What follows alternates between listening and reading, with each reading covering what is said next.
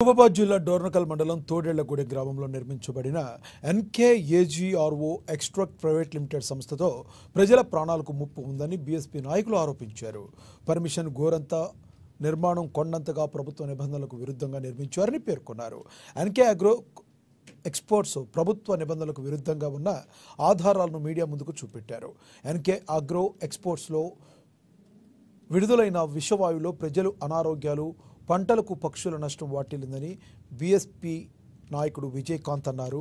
గ్రామస్తుల అభిప్రాయాలు తొంగలో తొక్కి ఎన్కే అగ్రో ఎక్స్పోర్ట్ సంస్థ నిర్మించాలని తెలిపారు. వెంటనే అధికారులు విచారణ జరిపి ఎన్కే అగ్రో ఎక్స్పోర్ట్ సంస్థను మూసివేయాలని డిమాండ్ చేశారు. ఈ కంపెనీ ప్రజా ఆరోగ్యాలతో చెలగాటాలు ఆడేటటువంటి కంపెనీ.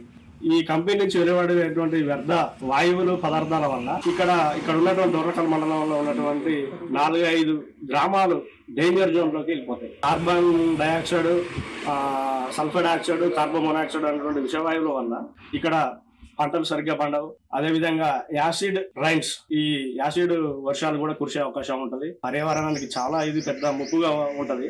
అదేవిధంగా ఈ కంపెనీ నిబంధనలకు విరుద్ధంగా ఒక ఎన్విరాన్మెంట్ క్లియరెన్స్ సంబంధించి ఫారెస్ట్ డిపార్ట్మెంట్ సంబంధించినటువంటి క్లియరెన్స్ లేదు.